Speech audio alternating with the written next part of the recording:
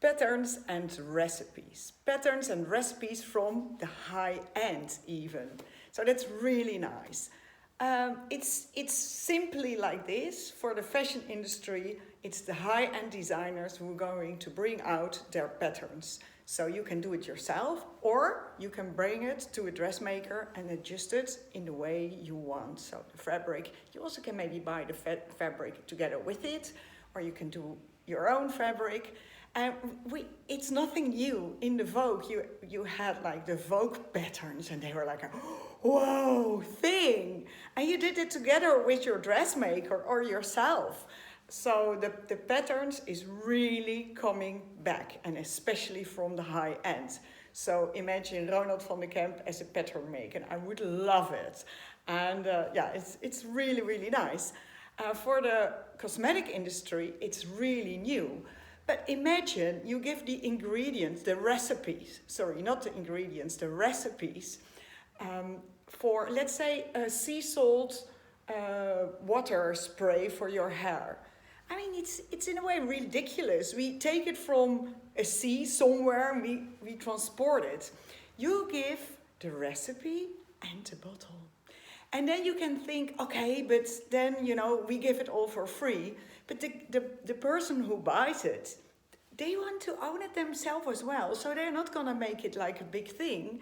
So that's, don't think like that. So you make a lovely bottle and, and then the person can put the seawater in it herself, or mix the water with sea salt. And there can also even be like liners, and you can put oil in it, so you can do it wherever you want. So it's another way of thinking, away from a finished product, but a guideline. Let's say it that way. And you're going to be part in that. So don't be afraid to lose it. You're going to be a part in that.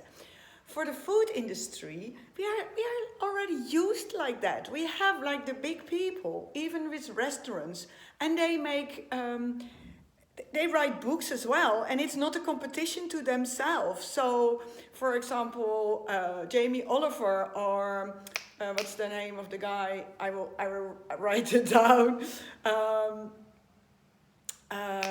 Ottolenghi. I mean, we never have seen that as a competition of their own restaurants, of their own service. So that is a really great example.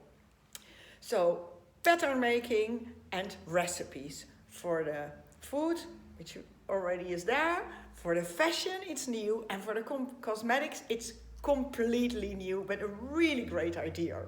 And that goes also back to like how in the start did we make our products to care ourselves for. And so that's a really nice part.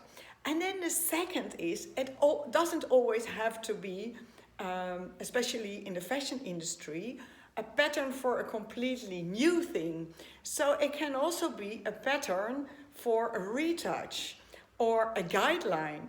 And a really nice example is for Burberry. And Burberry can give guidelines to pimp up, let's say it that way, to get it more accessible, their own coats. And I did one myself, and I will put it down there as well in the pictures. I had a lovely Burberry coat, and I turned it inside outside, because I thought everybody wants to have these looks of the checks of the Burberry. So let's do it the other way around. And then I went to the dressmaker, and I had it also a little bit more taille. And then I asked them the buttons were all right, but like it's a kind of like little belt here on the sleeves, and also the little lusjes in Dutch for the belt. I had them put on the inside, which was then next the outside. And we even see the fashion industry doing it themselves now. So Miu Miu does it in their own collection. But the next step is to give the guideline to your clients. And that can be applied on your existing range. So for Burberry, on their existing jackets and coats.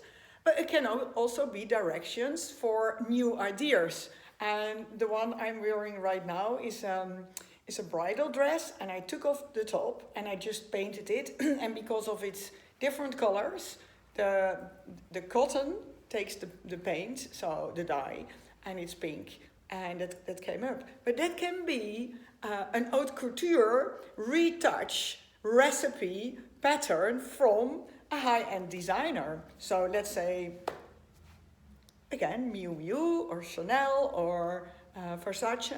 So it's another way of thinking, and don't be afraid to lose control. It's just another system, and within that system, and look at the food industry, you can do many, many, many things, and it's really lovely.